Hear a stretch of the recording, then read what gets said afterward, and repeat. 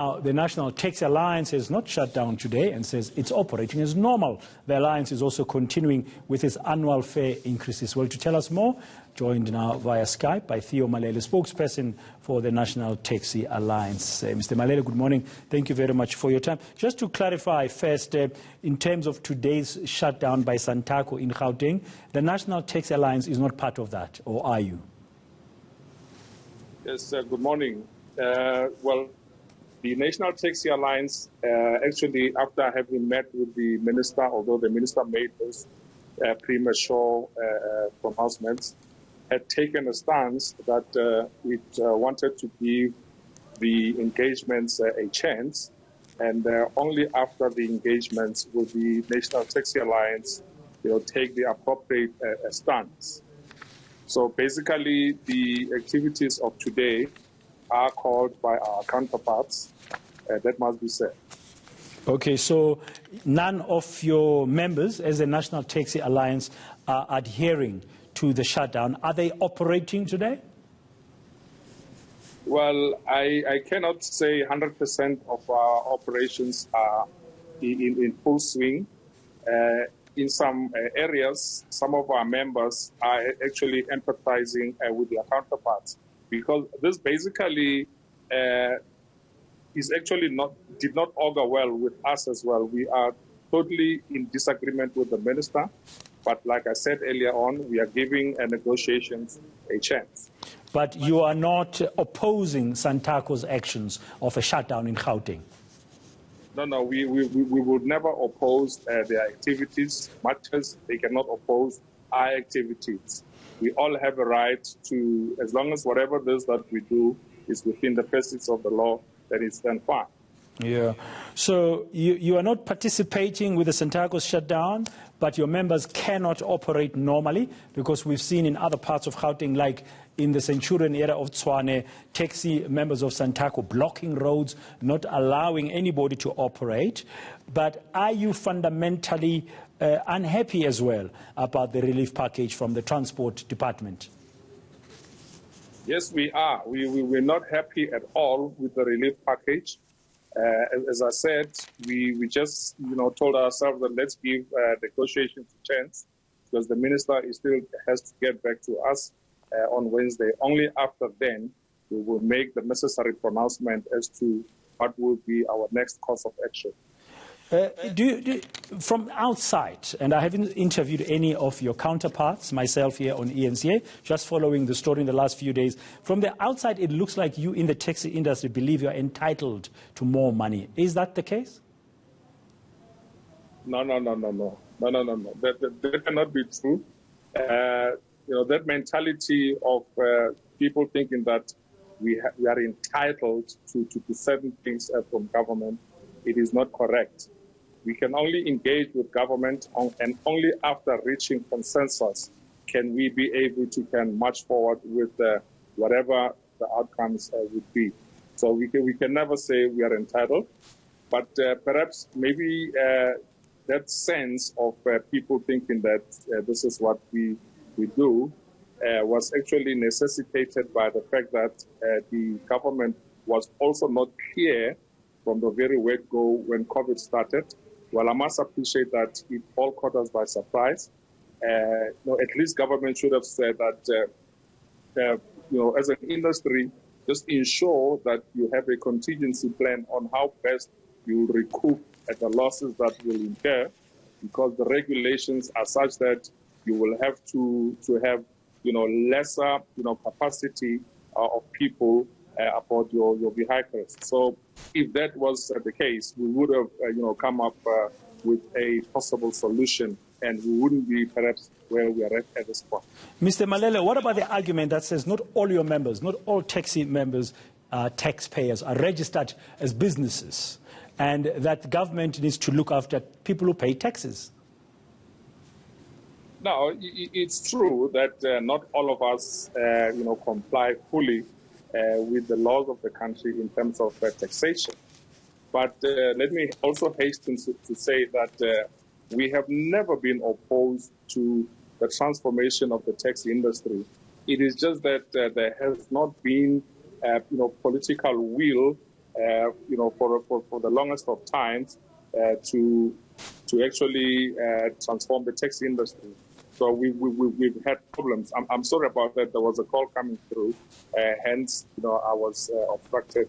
Yeah, we saw that. So you say you've never felt entitled, and there are members, of course, who are not paying taxes.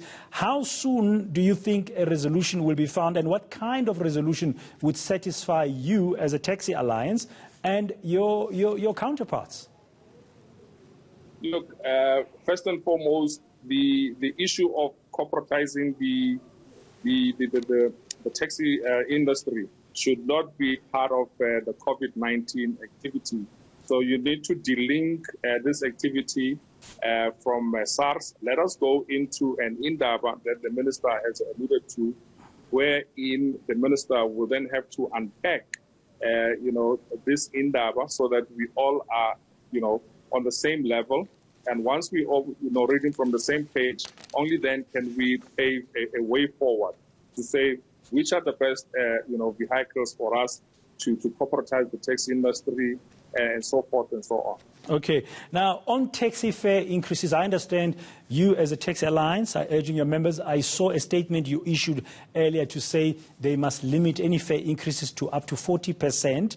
But I see in the Western Cape this morning, Santako telling our reporter Monique Motlock there in Khayelitsha that they will not be increasing taxi fares in Cape Town because the bulk of your commuters, your clients, your customers are from the poor communities. Why are you, as the Taxi Alliance, insisting even at limiting at 40% taxi fare increases at this time when everybody in South Africa is having to bear the brunt of COVID-19 impact? Look, the 40% is basically a ceiling for all operators not to exceed. But it does not necessarily mean that we need to increase by 40%.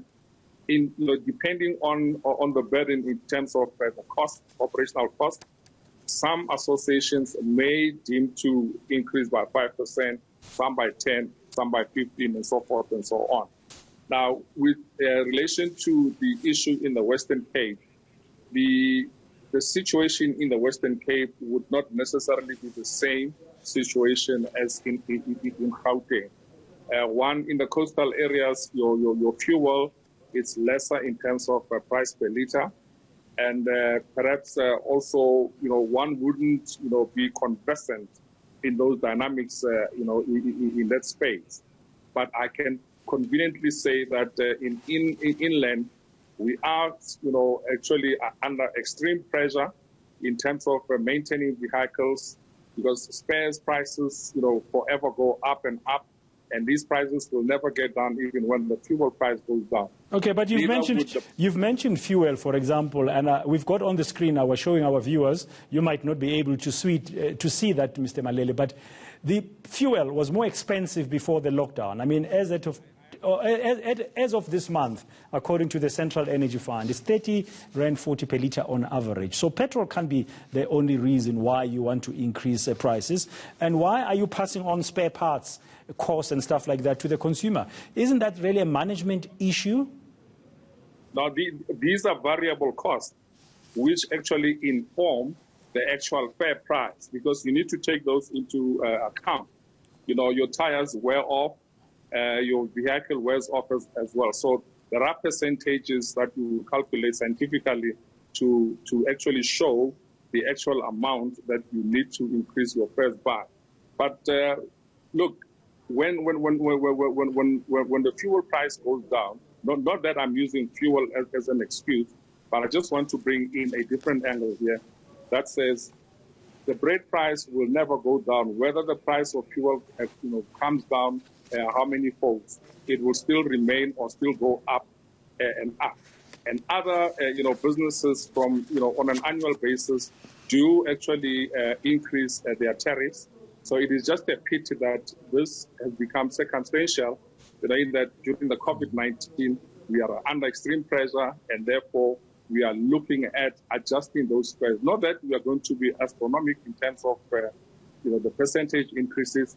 We will be cognizant of the fact that we're faring the poorest of the poor, and we need to ensure that we try and comfort them.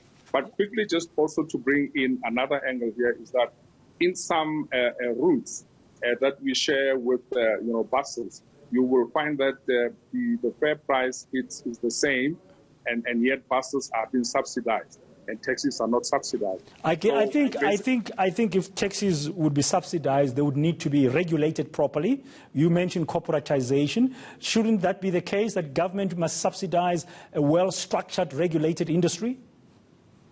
I agree 100% with that. Hence, let's go into an indaba. Let's get everybody to understand the corporatization aspect that the government is putting on the table. And this does not mean that there has not been, these, interventions by government. There has just not been sufficient, political will. But we are hopeful that with what Minister Mbalula is saying, there might be a light at the end of the tunnel. Okay, well, good luck with that. But in the meantime, commuters are bracing themselves, so up to 40% fare increase in some of the routes of your members as National Taxi Alliance. When will that kick in? Look, let's just clear this. It's supposed to take effect from the 1st of July. Now, look, in instances where you have long distance, there may be a different cost needs. And in shorter distances, obviously, you may have different needs, like I said. So it is not going to be 40% overall, but it will differ from one area to the other or one association to the next. Okay, thank you very much. Speaking on behalf of National Taxi Alliance, that's Theo Malele. Seems like there's still a long road to go, but hopefully he says there might be a light at the end of the tunnel in engaging with the Minister, Transport Minister Fikile Mbalula, trying to regulate and corporatize the industry so things can be run differently. Thank you very much, Mr. Malele.